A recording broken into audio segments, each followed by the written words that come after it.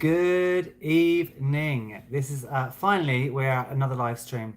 I haven't done a live stream for ages, but I really wanted to catch up with you guys because I haven't had a time.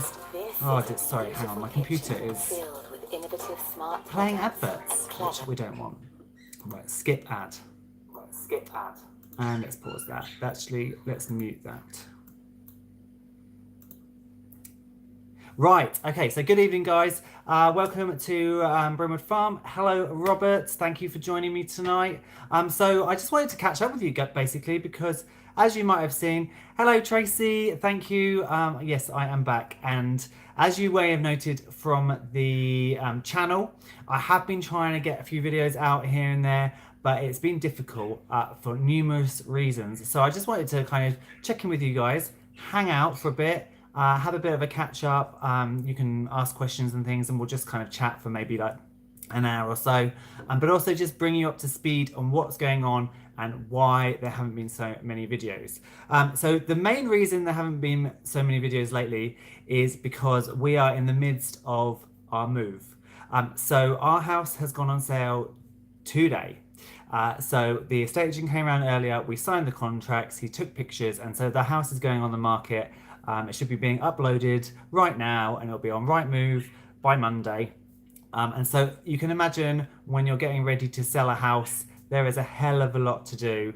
You know, we like our home and our garden, especially a certain way, but to attract buyers, they don't want to see necessarily a garden full of chickens, and they want to see all the house decluttered and everything like that. So we've spent a lot of time redecorating, decluttering, hiding things in the cupboards, hiding things in my car, and then also trying to sort the garden out, so getting rid of loads of crap that has built up over the years. Hello, Buddy Mojo, thanks for tuning in. Yeah, so we've been clearing the garden out, and we've been clearing the house out and just getting ready for the estate agent. On top of that, we've been trying to get up to the farm. So obviously, because we're moving, we need to get the infrastructure at the farm all ready to go. Forking Allotment is here. Thank you for joining us tonight. Yeah, so we need to get the stuff and the infrastructure at the farm ready to go. And we've also been clearing out a lot of our garden stuff, stuff we want to keep, and taking it to the farm. So we've been trying to get to the farm at least twice a month at the moment. But again, because it's winter, it just means that the hours of daylight aren't very long. So by the time we've got up there, we've had to work. I've managed to make a couple of brief videos while I've been up there, but we've really needed to kind of put ourselves into working before we could then have to drive all the way back home again. So again, that's another reason why I haven't managed to put out quite so many videos. I think there's somebody else joined the chat there. Let me just have a look. Why is it not appearing on my screen? I'll look here instead. It's Paul. Welcome to the chat, Paul. And then finally, work has been absolutely manic. Hello, Hattie B. Welcome to our chat tonight. So work has been manic, and Will Savage is here as well. Hello, Will. And Milaray Deshibo is here as well. You did. Hello from Hawaii. That's great. Hello from Grays in UK. So work is manic. So as many of you know, I work at an open farm park, so it's kind of basically, you know, one of those farm parks you can go to. You can take all your family, you can see all the animals and things. And we are gearing up to lambing. Hello, Artie lad from Wiltshire. So yeah, we're gearing up to lambing. So at the moment, my life is sheep. So I have a lamb cam on my phone. So when I'm at home currently and I'm watching TV or I'm doing other things, my lamb cam is literally right beside me, and I'm watching all my pregnant ewes in case I need to jump in the car and go down. The due date isn't till this coming Thursday. And then obviously from Thursday, I will be there 24/7. So again, another reason why I haven't been able to make so many videos is because I've been on new duty, making sure we don't have enough pasture or barn space to keep them all outside during the year. So they've all been brought into a barn. So turning the barn around, making things super hygienic, getting everything clean, and getting all of our ewes ready. So that's another reason why I haven't been here as much, because at the end of the day, animals come first, and I need to concentrate on those ewes. So over the next couple of weeks, I'll be doing all of the lambing stuff. If you're interested in finding out what I'm doing about that, then just check out Barleylands. If you're in Essex, come down to Barleylands Farm Park. If not, just look up Barleylands Farm Park on Facebook or Instagram, and you'll be able to see all the kind of things that I'm dealing with. My marketing team run a great little show over there, so you can see all the stuff that I've kind of been in charge with the sheep. So that's another reason why I have been busy. If you've got any questions, I will come back to you. I don't want to miss your questions, but I will come back. I just want to give you all updates of just life and what is going on at the moment. So I've just kind of covered what's been happening. So sheep, pregnant sheep, putting my house on the market, and clearing out the house and the garden and getting to the farm. And obviously, as you can imagine as well, there is not so much going on here because I'm not hatching anything. I'm not sowing it much because obviously we're moving. So there's not so much that I can actually do and film and share with you at this moment in time. However, once I get to the farm, it's going to be epic, and there's a lot of stuff that I've got to do before I get there. So the plan of action is the house has gone on the market today.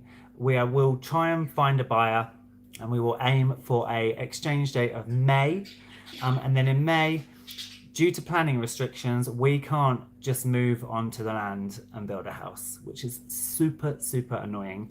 But in the UK, there are just too many issues with trying to get planning permissions and spending tons of money up front before you can even get on there. And as you can imagine, all the money is tied up in this bricks and mortar, so we haven't got access to that money until we sell the house. So the plan of action is to go up to find a property to rent within 2 or 3 miles of the farm, and then we'll just for probably a year have to go back and forth between the property and the farm, which is annoying, but you know, at least we'll be working the land. But before May, I need to set up the entire market farm garden. I need to source, find, buy, put up a polytunnel. I need to put up the aviaries for the birds and the pheasants. I need to do fencing to keep the dogs off the roads because they will chase rabbits, foxes and deer right onto a main road. So I need to have all those fencing up in place. I need to build chicken tractors and chicken runs. I need to get the electric fencing and things for all my pasture raised mob grazing stuff. And then when I get there in May, we need to think about buying some sheep, buying some pigs, and setting up the market garden. So there is a hell of a lot to do, but it's very exciting, and I will film all of it, and hopefully I'll take all of you along for a ride.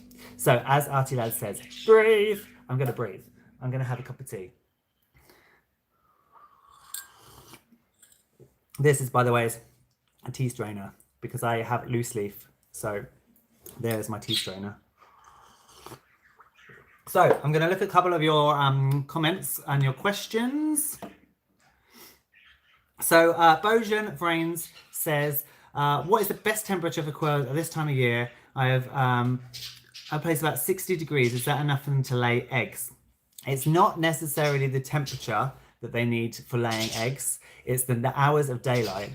So we are having temperatures down to about -1, -2 here. And today it was a balmy 10, 11 degrees centigrade. And my quails, bizarrely, are actually laying eggs.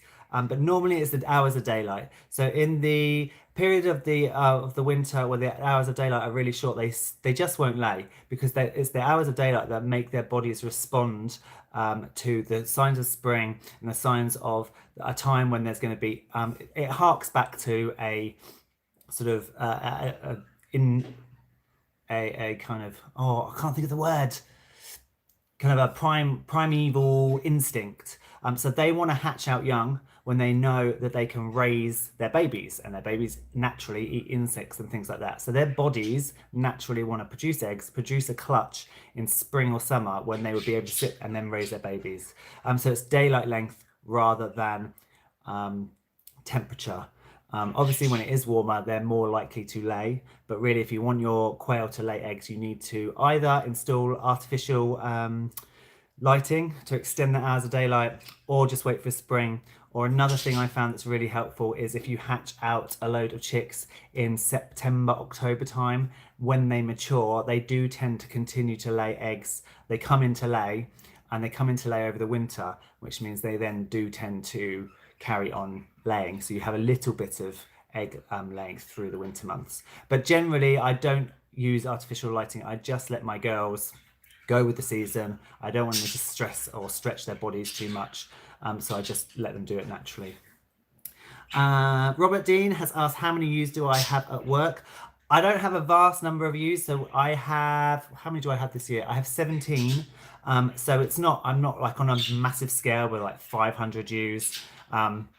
With, you know, babies shooting out here, there, and everywhere. We've just got the 17, which is actually really nice because we know them all. They've all got names. We know them all by character. They all have personalities, and so we kind of get really invested in them. So I know that Tracy is having a hard time of it.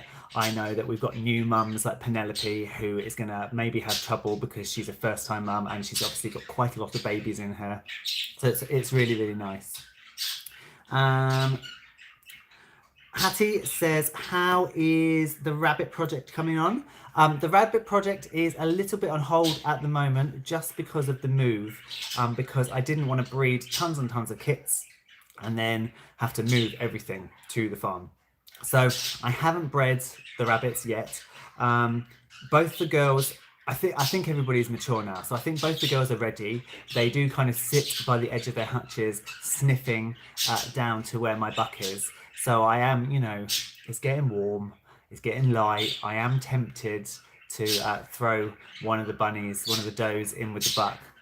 And I guess I could, because obviously if we're not moving till May, pregnancy is only 30 days and kits are kind of out of the nest by 21 days, so 3 weeks. So actually, I've probably got long enough. But again, I haven't got a vast amount of space. And realistically, I would like to have kits and then have rabbit tractors where I can get them out into pasture and they can eat grass, and that'll keep my food costs down. So I probably won't actually do that until we move now, just for logistically, so I've got more space. I've also got to take my bunnies to the vets and get them vaccinated. So in the UK, we have a high prevalence of myxomatosis, and is it RHD1? There's something like that, which is a horrible disease that rabbits get. And that's quite expensive. So really, if I take them to a vet, I'm looking at £60 per vaccination. We need that yearly, and I've got 3 of those rabbits, and I've also got Ralph, the house rabbit, but because we'll be moving into rented accommodation, I probably can't take him as well. So he'll need to go onto the farm. So I'm looking at having to get all of the rabbits vaccinated. So just over £200 have everybody vaccinated. So I don't want to make loads and loads of kits that I've then got to try and sell before we move. Once we're at the farm, I won't vaccinate kits as kind of an ongoing thing because they will be sold, and if they're sold for pets, people will then probably vaccinate them themselves. And if they're sold as breeding stock or meat rabbits for other people, then it's up to them whether they vaccinate. But I don't want to kind of arrive at the farm with, 10, 15, 20 kits, and none of them are vaccinated, and they're kind of all of the age where they need to go off, and I've got nowhere to sell them to. So I will get them vaccinated in the next couple of weeks. But yeah, the rabbit project is ongoing, but it's just kind of on hold until we get there. And the same with the Silky project. So the Silky project is still ongoing as well. I've got 7 really nice hens, which got different amounts of the buff streaking. So some have got the buff on the crest, some have got the buff on the chest. And so when I get to the farm, I'm going to split them into 2 breeding groups. I'm going to put one with a white silky cockerel that I've got, and I'm going to put one of them with, I don't even know what, he's kind of partridge brown creamy colours. So I want to try and breed that colour into the silky hen. So I'm going to have 2 breeding flocks of silkies and try and get that in. The other thing is I need to think more about my breeding runs for my chickens, because obviously we're moving from a very urban area where, yes, we do have foxes, but to the farm where A, I'm not going to be around all the time, especially at night. B, we definitely have foxes. As you may have seen in my last farm video, I was talking about foxes, and then actually over my shoulder, a fox ran off into the den, and they are big foxes. And C, we also have stoat. So I was originally thinking, well, I can just make runs that are protected from foxes, but stoat can get through small holes. So I'm actually going to have to build in some kind of overnight protection. I was just thinking of having chicken tractors basically without necessarily lockable inside coops, but with the stoat I'm going to have an actual coop that can be shut at night, because otherwise the stoat's going to just climb through the wire and kill everything. So yeah, that's going to take more effort as well.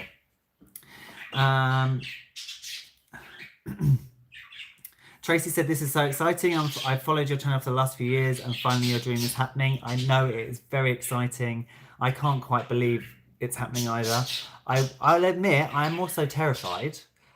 So I'm kind of just rolling with the punches and I'm going along and I'm trying to remain excited about it.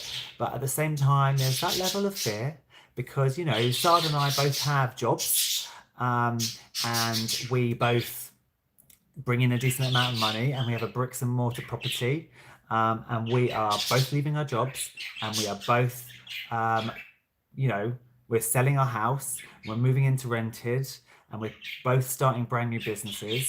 So it is terrifying, but that's life, isn't it? We've got to give it a go, and I'm going to take you guys along for the journey, and if bits of it go wrong, I will show you and we'll reassess. We're basically going to do it full on for a year, and then at the end of the year we'll sit back, we'll take stock and we'll reassess, and if we have to go and get some part-time jobs as well as the farm, then so be it, we'll do that as well.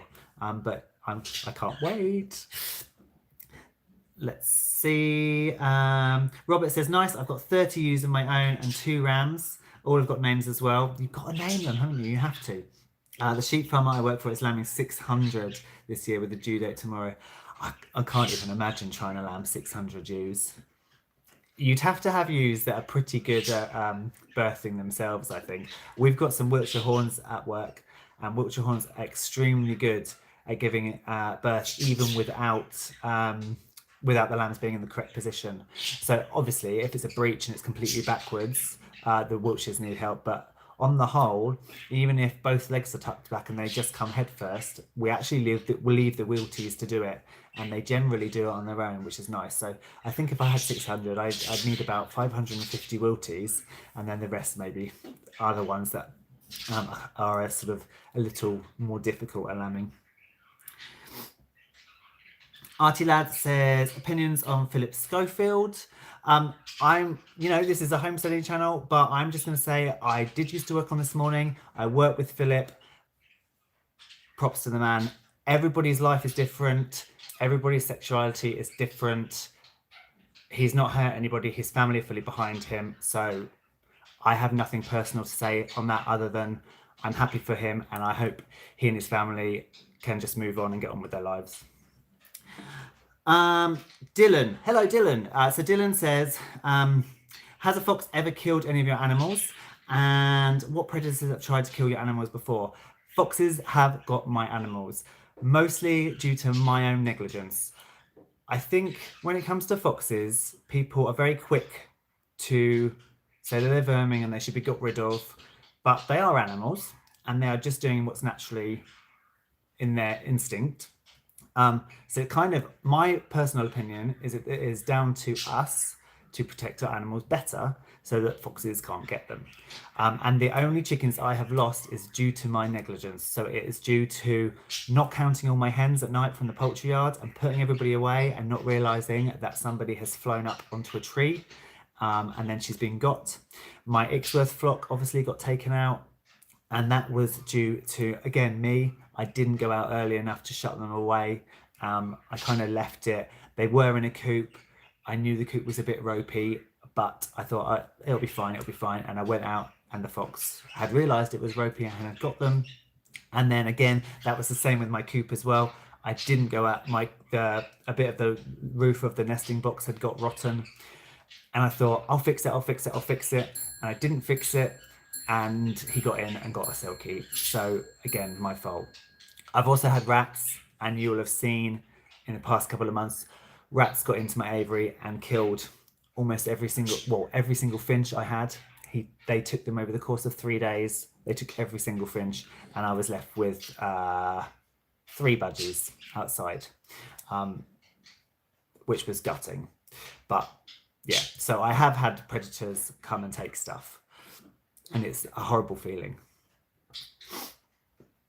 And what is it? Will Savage says, have you or will you ever go to the Norwich Livestock Market Fair and Feather Sale? Almost certainly will, because my land is on the Norfolk-Suffolk border.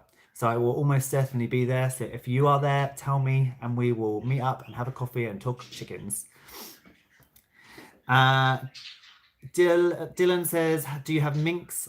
Not in this area, but I think, are they in the UK? I'm not sure.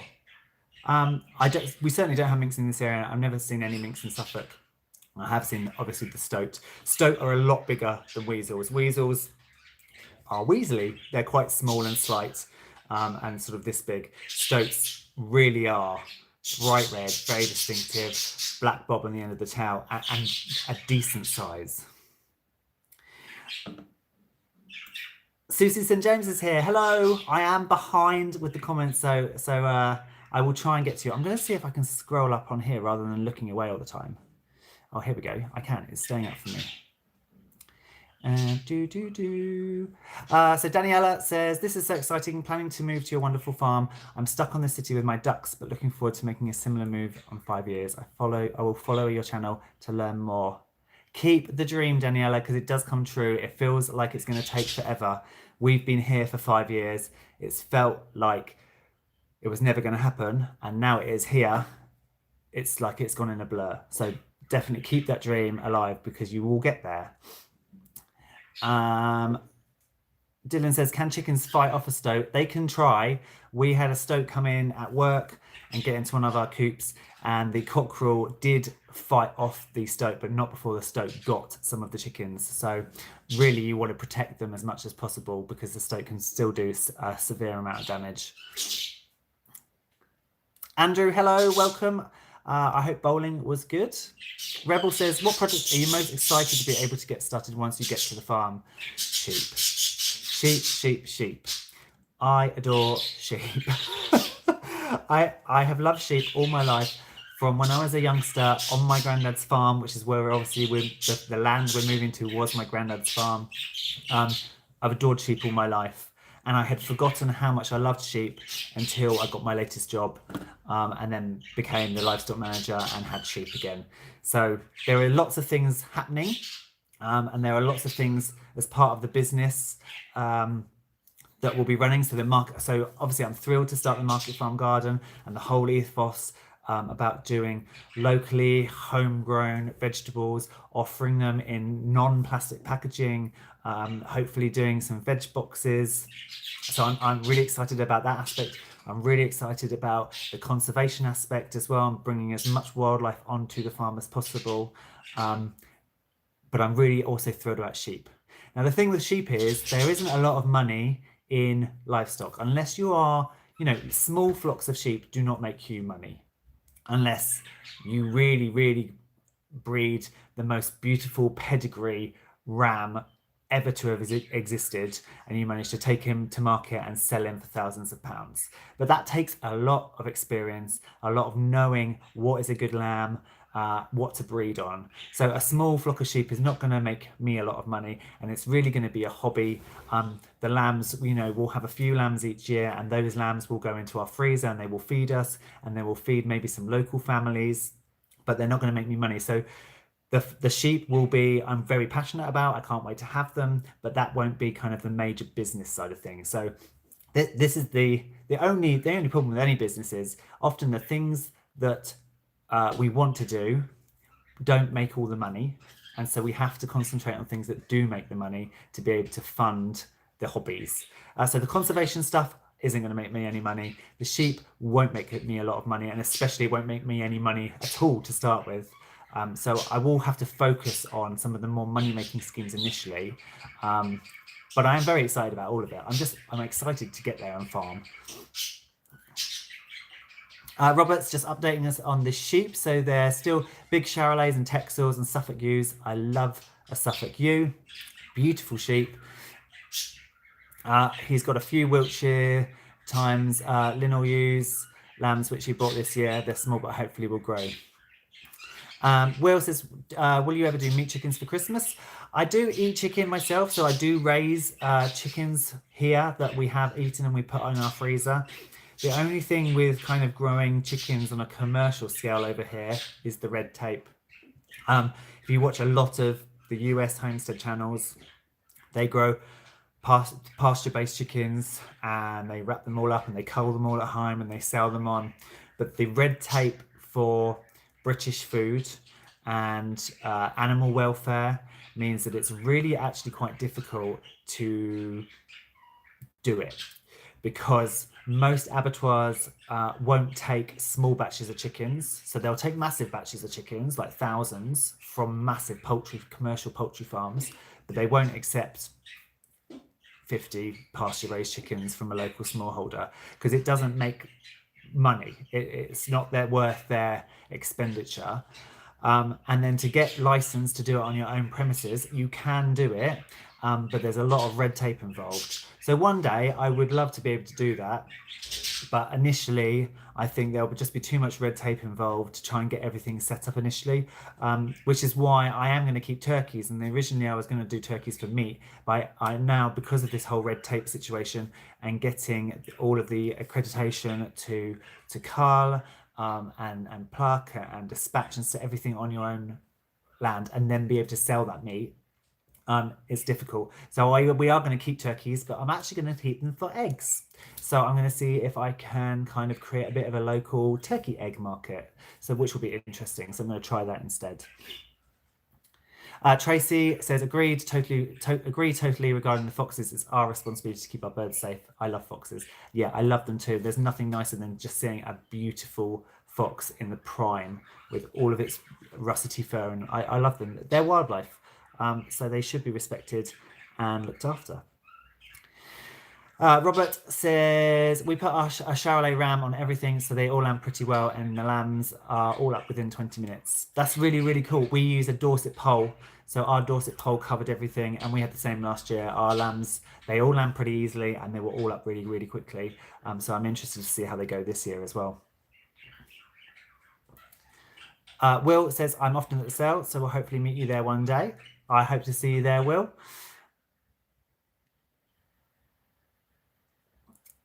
Dylan says, can rats kill chickens? Yes, they can, especially bantams. So again, I think with rats, it's more a case of they're going to be there. So just try and stop them getting into your run. And also, once they come, they're really difficult to get rid of.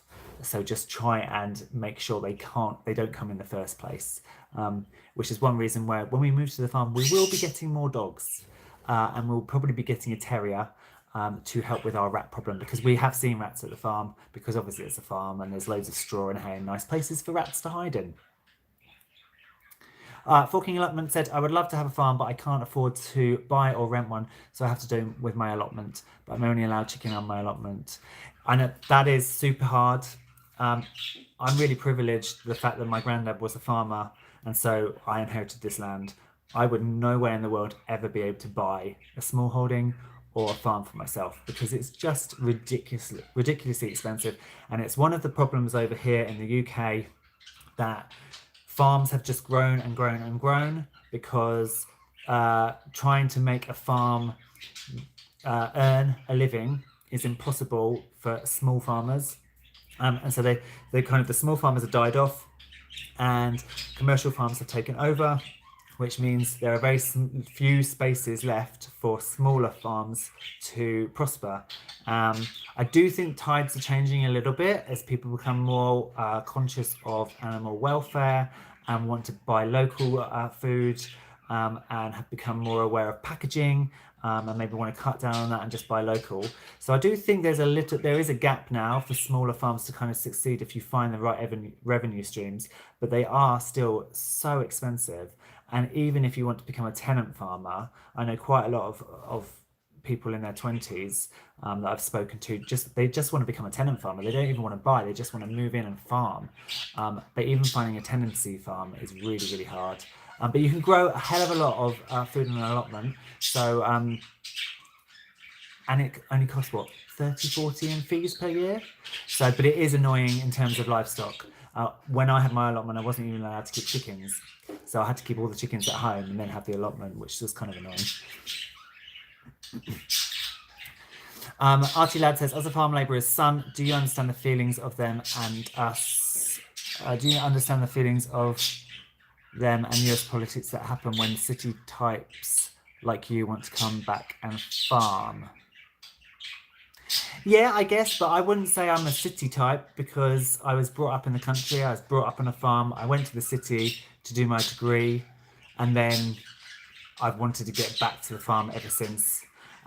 But I also totally recognise that if you're a farm labourer and you've grown up in the country and all you want to do is actually farm, and then people from towns are coming out and buying up plots, it's can feel very unfair.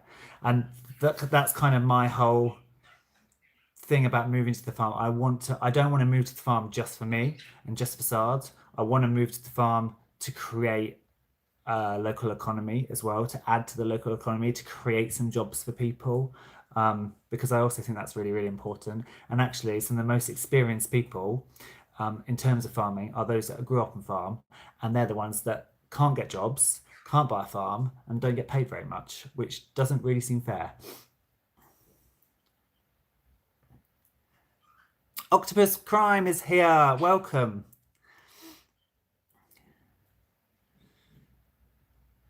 Dylan again says, in the UK, do you get any hawks or birds of prey that kill chickens? Not really. Obviously, up north we have golden eagles. So in Scotland, they do have golden eagles, which will take animals. Down south, kind of where I am, you've got red kite, but they are scavengers. You've got buzzards, but largely they're scavengers. So we don't really have. I guess they'd maybe swoop down and try and take chicks. Yeah, maybe chicks and maybe small bantams, but we don't really have any hawks that are going to come in and carry chickens off or devour them, which is lucky because, again, you watch a lot of the US homesteaders and they're plagued by hawks, and it's really difficult to protect their birds.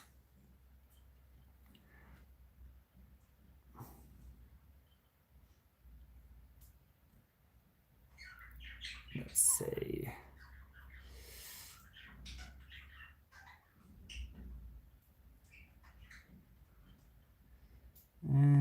Pebbles says there is now a market for smallholder produce, but no space for them anymore.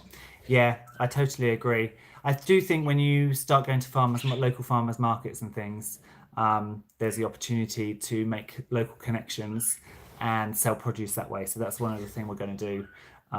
We're also really lucky that our farm, the buildings were all bought and turned into holiday lets. So we kind of have people on site which have come to the country. They're renting a property for a holiday, and so actually they're kind of probably in the mindset of trying local produce anyway. So I am fully intending on trying to make my most out of them and setting up a little farm gate sales stall as well to try and sell directly to them. But it's trying to find the niche markets to sell in. Rebel Star says, will you be keeping your quail when you move to the farm? Are there any projects you'll be giving up when you move? Yes, definitely taking the quail with me. I love the quail. I can't wait to give them more space. I'm going to build them quite a large aviary space where they can kind of become a bit more naturalized, so they can have a lot of pasture and they can kind of roam around. I'm not necessarily going to keep them for meat anymore because I'll have bigger animals that I can take to the abattoir. So obviously when we start to have sheep and stuff, why kill 10 quail to eat when I'll just have one lamb? So I will keep my quail and I'll put them out on pasture. Again, they can't free range like chickens because they will just disappear. But I love quail egg, and I think quail egg still has a market. And also egg regulations are different for quail egg. So with chicken eggs, you can only sell direct to customer, and you have to do them very specifically, and the number of birds you have.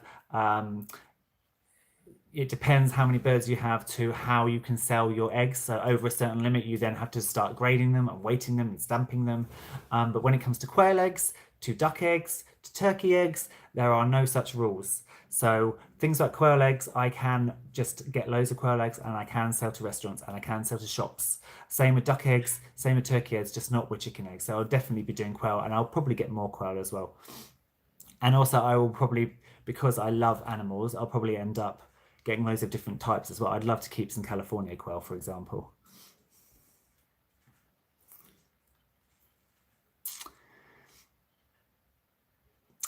Miss Famicon asks, are you going to keep cows? And if so, what breed?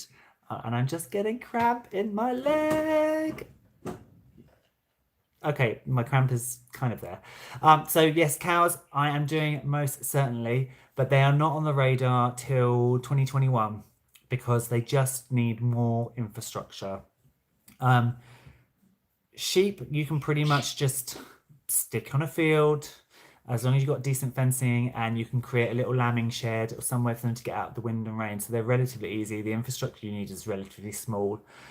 Cows need more space, more thought to feeding, overwintering, calving, and more regulations as well into TB testing. Luckily, Suffolk is a 4-year TB testing zone, but you still need things like cattle crushers or really well behaved heifers and cows that you can put on the halter.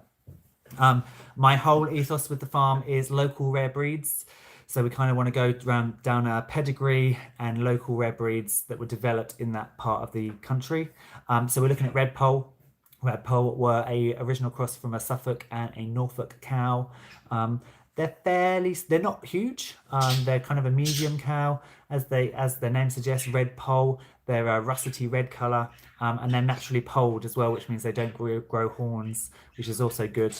So yeah, I'm looking at red poll cows, but not till 2021.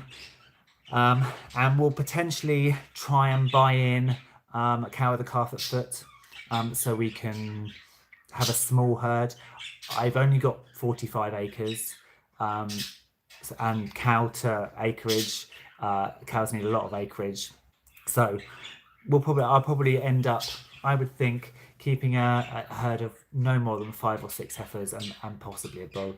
But yes, they are definitely on the radar. I would like a milking cow as well. And that's the other positive thing of red polls, is that though they're primarily meat, they were originally developed as dual purpose cows. So there's no reason why I can't get a good milker. James Banner says, will you be keeping bees? Yes, definitely. We've planted obviously that massive wildflower meadow patch, and so I definitely want to have bees, regardless of whether I actually take much honey off it. I can imagine there's going to be so much going on initially that I just won't have time to take loads of honey, and actually do beekeeping properly, but I want to just diversify as much as possible, and I want to encourage as much wildlife as possible. So I'm very happy to get some of the more naturalistic beehives and just encourage and maybe, get a couple of colonies set up and let them just do their thing. And then as the years progress and I become more experienced and comfortable with running the farm, running all the different practices, then maybe moving into a bit more of a kind of a beekeeping and honey enterprise. But I definitely do want to keep bees. Hattie B asks, are you going to start any community projects once you're settled in? I would love to. I really think conservation and any belief you have and you want to spread, I think starts at home. So I think the best way to do that is to get the community involved. So I'm definitely going to be doing some workshops. I'm definitely going to get volunteers in and help teach people. I would like to do outreach, but obviously until we're there, I can't kind of work out what groups are in the area, who's already doing what market or niche we might be able to help. I would like to do in the future kind of some kind of education program, so perhaps having school groups coming out as well and teaching them about sowing and growing and animals and food.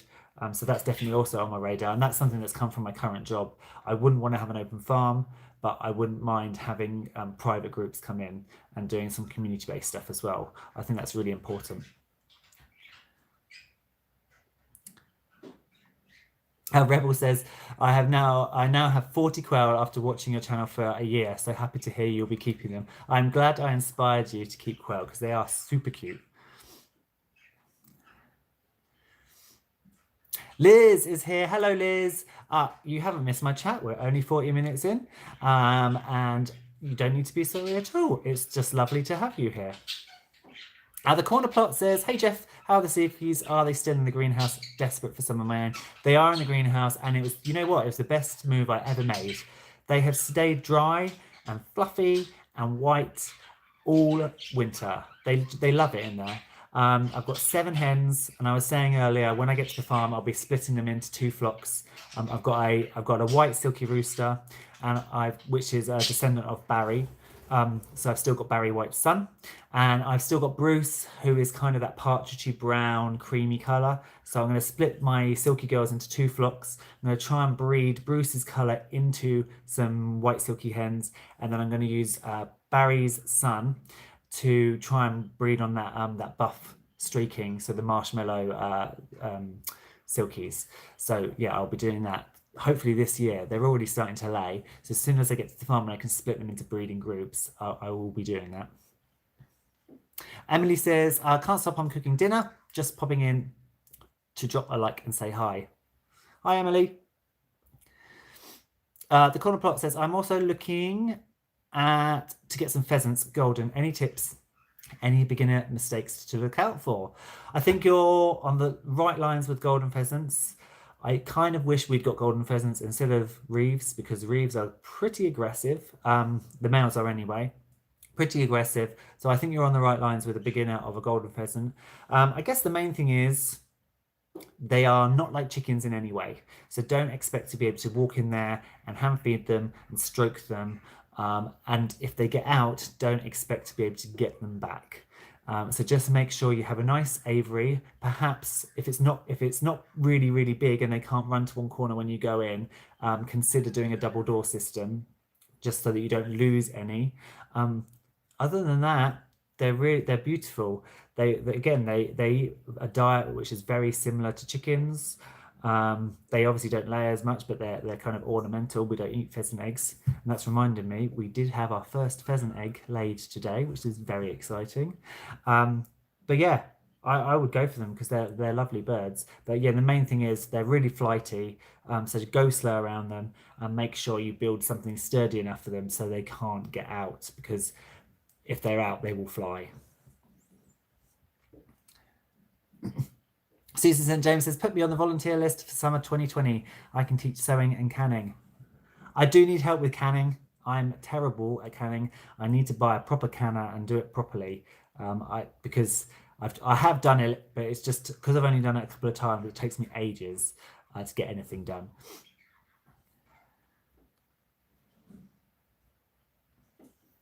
Andrew says, you have a lot of good ideas, but are you scared of the task? Oh. Are you scared of the task to get all ideas working? Would love to be in the situation though. Andrew, I'm terrified. There is a hell of a lot to do, and it's very nice to sit here in this house and think about all the ideas. But every time I go to the farm, we start just clearing one area. I'm like, oh my God, this area is massive. So yes, I am daunted and scared, but also I feel like the past 5 years has been working towards this point. So I'm just going to go all guns blazing. We're in a really nice situation where we're going to sell this house, move into rented property, and keep back some money from this house to pay for rent for a year. So we're in a very good position that we can just kind of relax for almost a year without having to worry about making income. And then, as I said, if we get to the end of that year and we sit back and we think, right, okay, this isn't working or this isn't working, we can go and get jobs. It's not a problem, but at least we'll be near enough to our land to continue the work. So I've got a lot of pressure on myself. I put the pressure on myself to get things going, but actually, once we're there, we can do it as fast or slow as we want. And I don't have to make a living from it. I can go and pick up, I don't care if I go and stack shelves at Tesco, and do some night shifts. If in the day I can go to my farm and look after my animals, So it is scary and it is daunting, but at the same time, I'm very ready to get out of the rat race.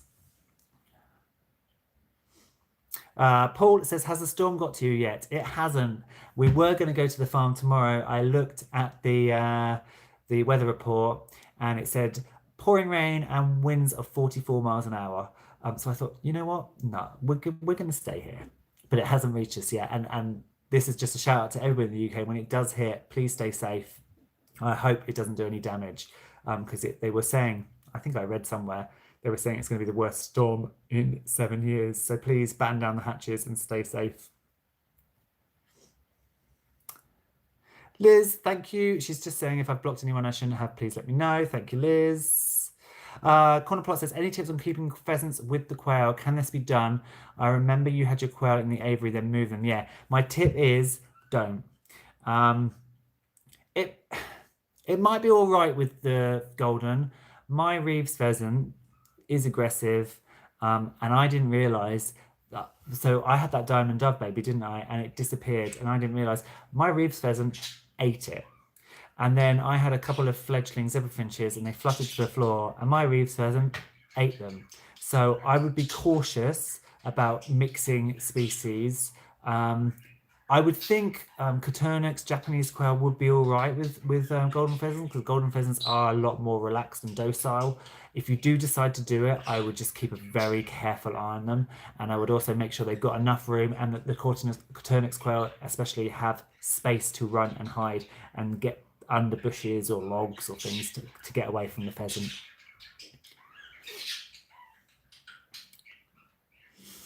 Dan, hello Dan, thank you for joining us. If you don't follow Dan on Instagram, please go and follow Dan because Dan has tons of animals, so you can get your animal fix every day. He says, when are the sheep and any other animals due to have babies? How many babies are due this year? So my sheep at work are due to give, well, they all have a due date of Thursday because we sponge our sheep.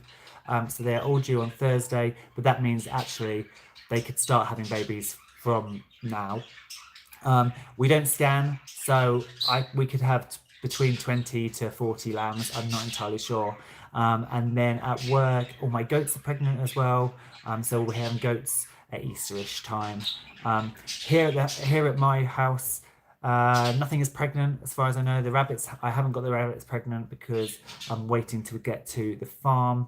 And we haven't got any eggs in the incubator, which is very unlike me. Although, as I just mentioned, the pheasants have started laying, and I don't want to discard those pheasant eggs. So we probably will end up just incubating some pheasants from the Reeves. Susan St. James says, there's always YouTube money. Yeah, there's not as much as you might think. YouTube have cracked down a lot lately on advertising revenue. So although obviously, you hear all the stories about how YouTubers are making millions, most of us are not. Most of us are making, coffee money or money just to cover bills and things. But it would be a wonderful world, wouldn't it, if I could just move to the farm and film videos and cover all my expenses. But I don't think that's going to happen, unfortunately. But I've always had a bit of an entrepreneurial spirit, so I'm quite excited about the prospect of running a business as well.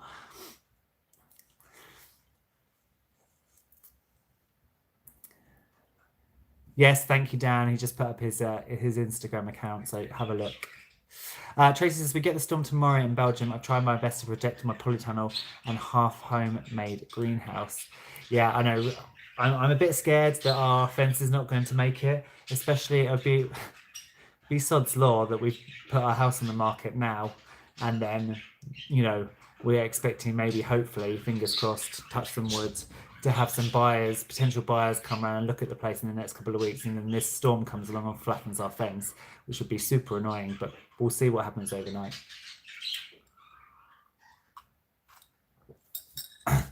My tea has gone really cold because I've been talking too much. Are there any more questions at all about the future? And also kind of the stuff that you might want to see in videos as well. So I said this the other day, I put out a poll on the community tab of YouTube, and just asked you what you wanted to see from the channel in the future, because obviously it is changing. because we're going to be doing a lot more farm smallholdery stuff. The feedback was more animal stuff than veg stuff, which is good, and also a kind of a mix of everything that we're doing. So yeah, so if you've got ideas of what you want to see, please let me know. And if you've got questions, just ask me. Robert Dean says livestock. I will definitely be doing livestock.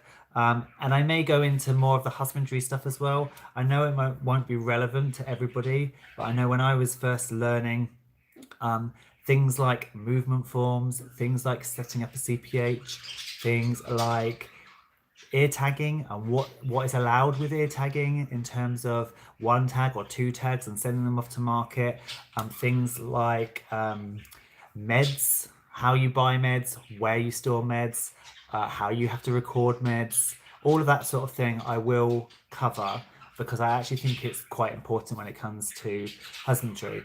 And the red tape in this country is slightly mad, and if DEFRA turn up at your doorstep and they want to check all your stuff, it's best to have it all prepared and ready to go. And I'll try and keep you up to date as well with things like new legislation and new kind of concepts and veterinary advice behind things. So for instance, with hoof trimming, only a few years ago, hoof trimming was tended to be done on a consistent basis. You would go through all your entire flock or your entire herd of goats and you would hoof trim. Vets now kind of say, don't do that. Just do it on an ad hoc basis when and as it's needed. Same with worming. Back in the day, everybody wormed everything, but that built resistance, worm resistance. Worm burdens have gone up. Worms are more resistant to all the drugs that are used. And so now kind of the advice is don't worm unless it's really, really necessary. Do worm burden counts, do fecal counts before you worm anything. So I will cover those kind of things as well, as much as for me as anything, because if I'm learning about it, I might as well share it with you, and then we can all kind of learn about it together and maybe keep our animals as well kept as possible. And I saw a couple of questions, I think. Susie St. James said, will you be able to keep up with the videos once you get so busy with animals? I will try. I think I'll just film as I go along. I'll just, I'll take you to the farm every morning when I get up and I go, and we'll just film what I'm getting up to, and then I'll edit and spice it all in together, and I'll kind of, some days it'll be more of a vlog style of me on the farm working what I'm doing, and then some days it'll be kind of right, we're going to look at sheep today, and I'm going to catch you up to date with all what's going with sheep. And when I sponge my sheep, I will show you the whole process of sponging and what we do and why we do it, and talk about the welfare aspects. So yeah, I'll definitely be able to record it because it's my passion, and so I want to share it with you guys. Rooneyheimer says you could always sell poop.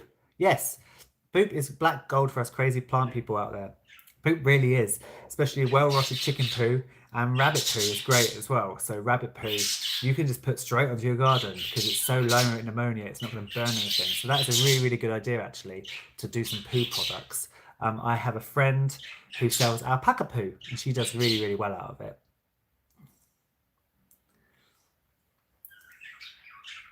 Paula says, will be good to see videos of any marts you buy, sell at. Yeah, that's a really good idea as well. I have never gone to a farmer's market, so I definitely want to film kind of our first farmer's market and see how it goes. And also, yeah, just share with you kind of what it's like to get everything ready and take it. I've no idea. I'm sure it's completely a frenzy of adrenaline and highs and lows. So I'll definitely be filming that sort of thing. Tracy says, I actually would love to see anything, to be honest. You do great videos, and my garden is full of things that was inspired by yours, Liz, and 2 other channels. That's so nice to hear, Tracy. Thank you very much. And I will just film anything and everything. One thing I am going to try and do, though, is get a better camera with a zoom so I can share more wildlife stuff, because some of the wildlife at the farm is amazing, but there is only so much of a zoom you can get on a deer across the other side of the field. It just looks like a blob. So I definitely do want to invest in some better camera equipment, and some better lighting and some better sound, so that I can share some of the wildlife in particular with you.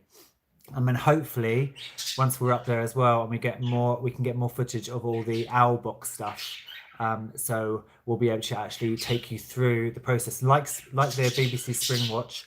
I'll be able to take you through the process of seeing the owls, getting the owl trust in to weigh any chicks and weigh and tag any chicks, and then seeing them fledge. So I kind of want to do that as well. Robert Dean says that would be a great thing to share. I've only been keeping sheep a year and I've only been working with sheep for 3 years, so still trying to work out the best methods. And it's all down to different farmers as well. Different farmers have different methods. I'm probably more on the hippie scale of farming. You know, I don't like to worm. I don't like to use chemicals if possible. I have a very small sheep flock at work, so we don't crovect. I'm around the sheep a lot, so as soon as I see a potential fly strike instances, I'll jump in and sort it out rather than just swathe them in chemicals. So I'm probably more at that I would be called hippie end of farming in terms of Mother Nature and stuff. So all farmers have their scale. But yeah, I definitely want to share that stuff. And actually, even when we go to hoof trim, I'll show you how I hoof trim. And then some of you might be like, oh, you haven't done it right. And some of you might be like, oh, okay, that's how you do it. So it's all a learning. We're never going to know everything. Can you hear them? They've got a cover over them as well. Liz says, it's so exciting for you, Jeff. I have massive amounts of farm envy. And she says, please set up a GoFundMe page for equipment. I'd happily chip in to help you get better camera equipment. That is so nice of you. I am not someone who easily asks for help and money. Everybody will tell you that. So I will think about that, because I'm not one to set up a GoFundMe page, really, and ask for cash. But we'll see if I'm desperate. But thank you. I mean, yeah, thank you so much for just saying that. It's very, very kind of you. Dan Robbins says, what do you worm my chickens with? I don't worm my chickens at all.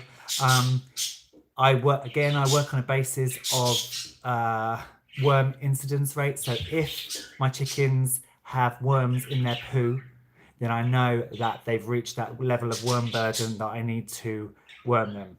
If I do worm them, I'm worming with Vet, which is a medicated feed. You take away all their feed and then you just give them this medicated feed for 10 days and it worms everything. I've only wormed them twice, and that was only when I brought in new chickens and the chickens had high worm burden. Apart from that, I don't worm them. And I hope that once we're at the farm and they're out on pasture and they're getting even a better diet, more grubs, more insects and things, that my need to kind of come in with wormers and things will be even more reduced. Oisin Fitzpatrick says, how are you today? I say, I'm great. I've had a day off. I've relaxed. I've had the estate agent round, put the house on the market. So it's all been really, really good.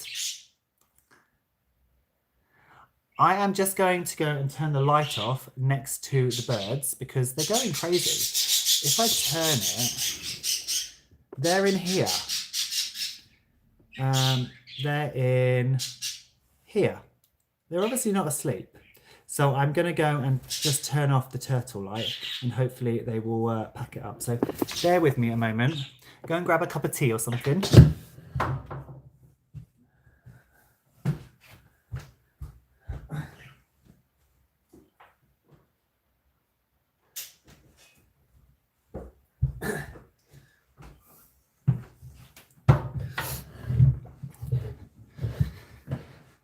The other funny thing is I've had to move, because we're packing the house up ready to go and sell it, I've had to move all of the budgies and the cockatiels from a big aviary into a small cage, because basically my spare room was a bird centre. So I've had to put them all into a small cage, which I don't really like. But the cockatiels, I don't know what's with them. They have not shown any interest in mating or breeding at all, whether they're in the big indoor flight and they had the nest box. They have been mating at least twice a day, every day, in that little cage, constantly. I don't know whether it's a bonding thing because they're in a smaller space, but they seem to love it. And they are going to move. They're going to have their own aviary at the farm eventually, but they're not agricultural stock. So really, I can't get away with building them an aviary of their own to start with, and also can't afford it. So they're going to go in the pheasant flights initially. So I'm going to split the budgies and the cockatiels into 2 separate flights and have them in the with the budgies. Tracy says, haha, they must be bored. Maybe they are bored and that's what they do for fun. I don't know, but they have been doing it a lot and they are very, very noisy. If you've ever seen cockatiels mating, they don't do it quietly. They enjoy that mating thing. They make a lot of noise. Oysin says, would you recommend a ground setup for quail? I'm trying to get into the egg business and I'm wondering what is best for them. If space allows, I would always say a ground setup is nice because it's more natural. The thing you got to understand with quail, however, is they aren't like chickens. Chickens scratch the dirt and help turn over pasture and soil and grass. Quail don't do that. Quail just run around on the surface. And so they'll run around and they poo and they stamp it down. So if they don't have if you have too many quail in one space, over the weeks and months, their poo just builds up and up and up because they never scratch it in. They don't scratch anything over. Which is why a lot of people keep them in hutches where they can just scoop it all out, and also why some keep them on wire mesh so the poo falls through. So I would say if you're keeping them just because you're keeping them as pets and you want them, then I would keep them on grass because you can keep a small number in a big space. If you're looking to actually go into the egg business, I would consider big hutches and things like that because you're going to need quite a few birds to produce a lot of eggs, and it's just going to get really mucky really quickly and you're going to be constantly scooping off soil filled poo. So I would go for big hutches.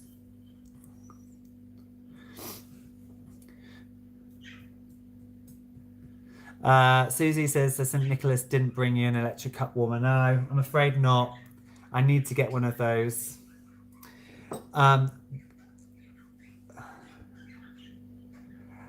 Will says, when you have everything set up at the farm, will you sell day-old chicks? I might do. At this moment, I'm considering hatching eggs, and I'll sell hatching eggs on that very famous online auction site. And then I'll probably sell pullets and I'll go to feather and fur auctions and things and sell. I probably won't have enough birds to sell day-old chicks because most people want to buy in lots of day-old chicks. So I'll probably just sell, as I say, hatching eggs and older birds. But if people specifically want to buy day-old chicks from certain breeds and from guinea fowl, from turkeys and things like that, then yeah, by all means, I'd be silly not to do that. Liz, that is very, very kind. Liz has just given me £10 super chat towards my camera. That is very, very, very kind of you, and I'm a bit embarrassed. Thank you so much. It's much appreciated. Yeah, I'm I'm really embarrassed now. I'm embarrassed. Thank you, Liz. That's very kind. Forking Allotment says, my brother breeds and sells chickens and fertilized eggs. Yes, that is one thing I am intending to do. When I had my Ixworth flock, before Mr. Fox came along and got them, I actually made not bad money at selling hatching eggs on that very famous online auction site.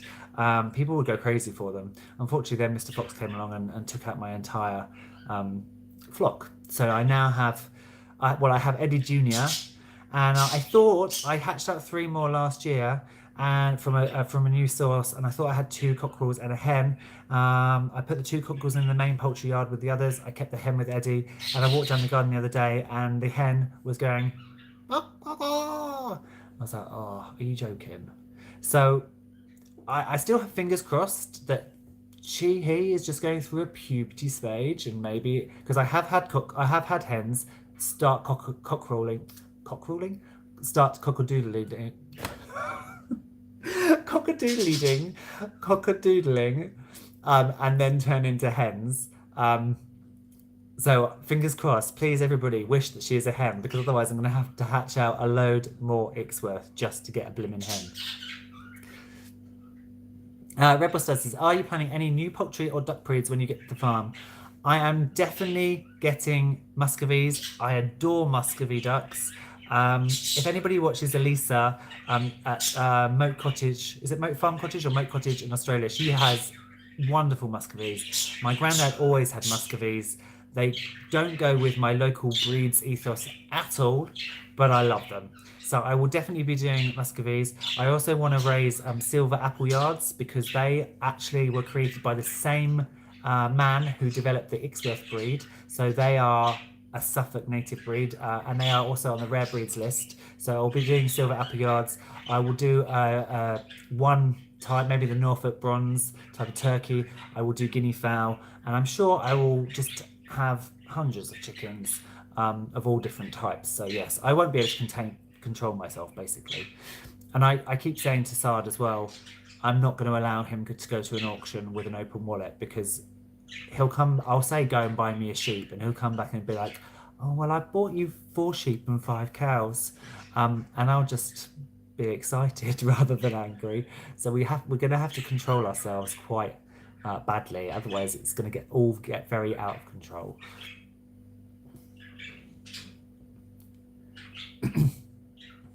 Lizzie says, "Don't be. I want to see the wildlife closer up." Well, thank you again. So do I, and I want to share it with you. So thank you.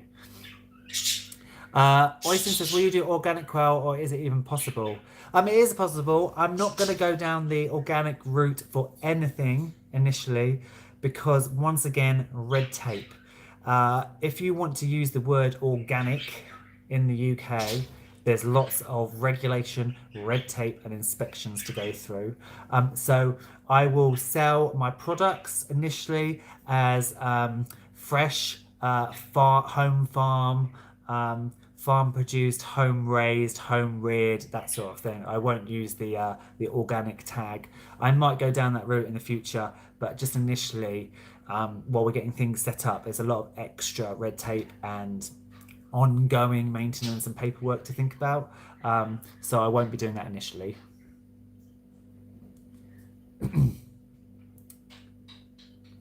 I'm glad there's another Muscovy lover in here, Rebel. And Tracy, yes, please get some more ducks or get some ducks. I will say ducks and chickens, I have learned, is a no-go. My khaki Campbells are wonderful, but the chicken coop is constantly disgusting because ducks, even with my water bowl that's covered, they still manage to dibble their water everywhere. So I've learnt my lesson, and there will definitely be no ducks kept with chickens at the farm. The ducks will have completely separate living quarters.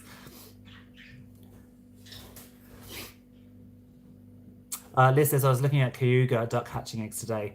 Cayugas are also a beautiful, beautiful duck breed."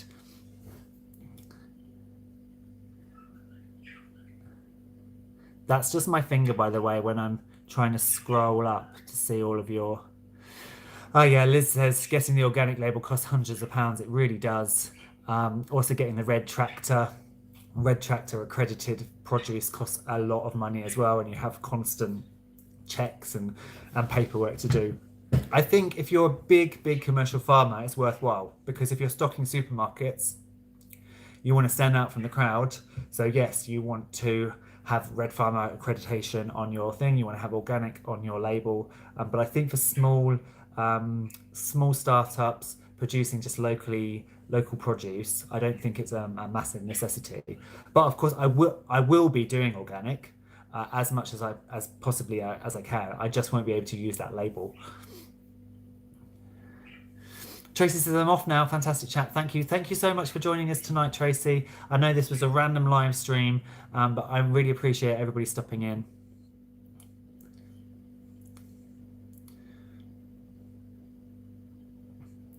Will Savage says, "What breed of rabbits do I have?" So I have a California New Zealand cross.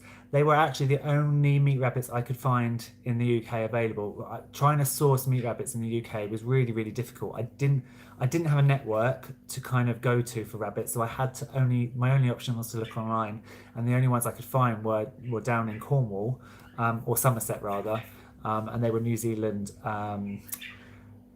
California cross rabbits. They're big, they're nice. Well, two of them are nice. One of them is a right little Mardy Mardy mare, and she bites me constantly. But they're very nice. Susie St James has got to go as well. Thank you so much, Susie, for coming and watching. I really, really appreciate it. When is the next live stream? I'm not entirely sure. When I move to the farm, we will get back to doing regular live streams. At the moment, with my work, it's completely up and down. My shift pattern's all over the place. And as I say, for the next 2 to 3 weeks, I'm just sheep, sheep, sheep, sheep. And then I'll have like a week break and I'll be goats, goats, goats. So I'm not entirely sure when the next live will happen. But come May, June, we'll have lives back on a regular occurrence, hopefully weekly. Dan Robinson said, will you have more breeds than Suffolk? And what other breeds will you have on the farm? Other animals. So sheep wise, I want to have Suffolk sheep primarily. I would also love to have some Norfolk horns. They are another rare breed, but they are quite scatty and more like goat.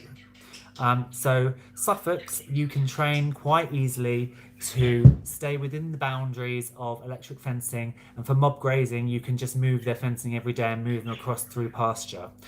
Norfolk horns you can't really do that with unless you've had them from tiny little lambs, because they are a lot more flighty, and so you need some proper stock fencing, which initially I'm not going to have because I can't afford.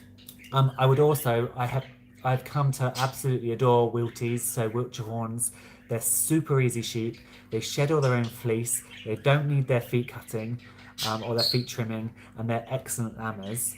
So I would like to get some of those. So I'm breaking a little bit with the ethos of my farm, kind of the local rare breeds there. But I think there's got to be a little bit of fluctuation in things, and there's got to be a little bit of, what I want to do for rare breed's sake and what I want to do in terms of ease. So I'll probably have Suffolks and Wilties to start with, and then in the future I would like to go into Norfolk pedigree, Norfolk horns. And then in terms of other animals, cows, red poll, geese, turkey, all kinds of ornamental ducks. I think I would love to have some goats at some point, but again I need some proper stock fencing for goats. Goats, sheep, cows, pigs. I would love to have a couple of pigs as well. We don't eat a lot of pig in this family. Saad is Muslim, so obviously doesn't eat pig at all. But home-reared sausages are lovely, and pigs are very, very good for clearing land as well. So I will probably get some pigs as well, probably this first year to help clear. And again, I'm going to try and get a local breed, so like a large black. Rebel says, I have standard Rex, a bit smaller, but great rabbits with amazing fur. I would love to get some Rex as well in the future for their fur. And I would also love potentially to get some Angoras and just keep them as pets, but collect the Angora fur humanely and sell that as an alternative to the inhumane Angora fur business, just to actually just do it properly, do it high welfare. And sell that as a possible income stream.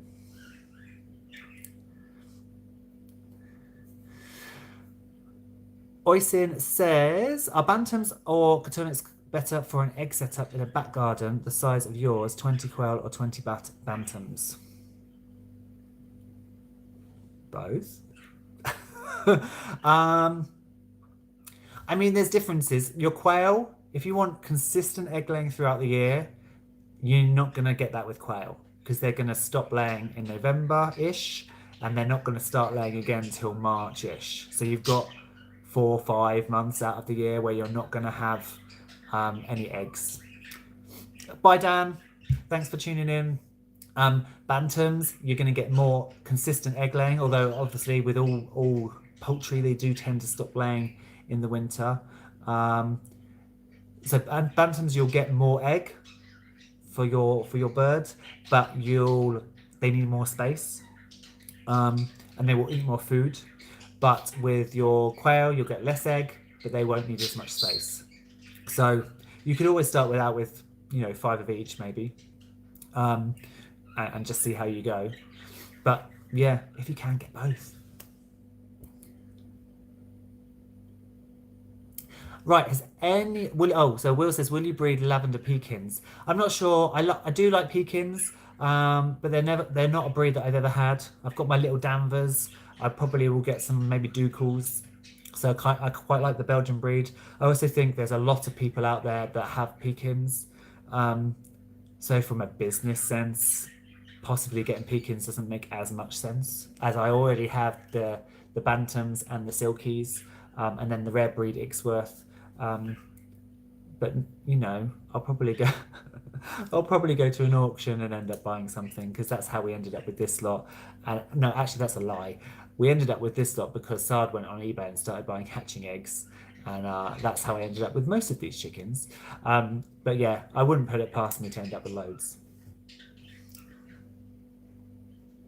Are there any other questions? If not, we've been chatting for an hour 15, so I might say a farewell if there's no other questions. I might sign off and let everybody go and have a cup of tea and a sit down before the evening ends.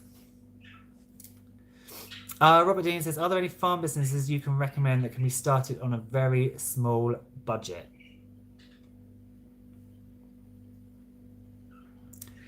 I think just anything that you can start small. So poultry is the obvious one, because poultry you really can start small, and you can sell eggs, and you can sell fertilized eggs, and you can go to feather and fur auctions and sell birds. Um, and there's less that, there aren't any more red tape regulations like there are with bigger livestock. So for sheep, obviously there's like the DEFRA register, you've got to fill out inventory every year, you've got to do your on and off movements and your medication and all of that. That doesn't apply currently, doesn't apply to the poultry sector. And then obviously the poultry sector is chickens, quail, pheasant, turkey, ducks. So you don't need a vast amount of money to set that kind of thing up. Small scale garden gate sales for veggies. Again, there's not a vast amount of red tape and regulation for that, as long as you are selling unwashed goods and you're selling direct to the public. As soon as you start wanting to sell to restaurants and to supermarkets, and you want to sell washed products, so bags of salad and things like that, there is more regulation. But just selling bundles of carrots and bundle of beets and bundles of radishes and cauliflower heads and things like that, there's very little regulation and red tape you've got to go through. Just kind of applying for a food business and having an inspection and talking to your local environmental health officer. So again, that doesn't cost a huge amount to set up, especially if you've got a small back garden that you can literally rip up and put stuff into. And if any of you have watched Curtis Stone's channel, you'll see that's how he started, just ripping up his garden and putting massive lanes of veggies in. So I think anything you can start small scale and build up is probably the way to go, because farming is a risk. And so I would never want to pump hundreds of thousands of pounds even into a farm business before you can really get running, because you don't know how it's going to work. So I would always start off small and build it slowly. Oyson Fitzpatrick says, is there any money in small scale pheasant farming? I think there is, but I think you have to do it from an ornamental pet aspect. I don't think you can do small scale pheasant farming in terms of hatch, raise, and release for shoots, for example. That is a massive industry, and they farm and grow and rear hundreds of thousands of birds, which then they release for posh rich people to go and shoot, which, as you can tell from my tone, I'm not entirely thrilled about. But I think if you had a collection, and this is what we're aiming to do with the pheasantry, if you have a collection of ornamental pheasants, and you can sell chicks and hatching eggs and unrelated breeding pairs for people to keep in aviaries and to keep on their land, I think there is money to be made in that industry. I've been to quite a lot of feather and fur auctions, and even things like Reeves pheasants and golden pheasants, and satyr pheasants go for good money. And then when you get up to tragopans and things like that, which you still don't need red, you don't need regulations or red tape or licenses to keep. Again, they make a lot of money as well. Liz is heading off. I think everybody's starting to head off to go and relax for the evening. So I think I will say goodbye as well. Thank you so much for tuning in. I'm thrilled that so many of you have turned up and popped in. I know this live stream was kind of just a random throw it on YouTube and see who arrives, but I'm really thankful you have all tuned in, and I feel good that we've had a good catch up, and I've kind of got you up to date on plans. I will try and get as many videos out over the coming weeks and months as possible. If you are on Facebook, come and join us at Brimwood Farm community group, because I can be a little bit more active there, just with putting on information and updates of what I'm doing. White and Proud says, are you high? I am not high. I'm just happy with life. So yeah, I'm going to have a cup of tea, and I shall see you all again really, really soon. If you are on Facebook, come and join us at Brimwood Farms community group.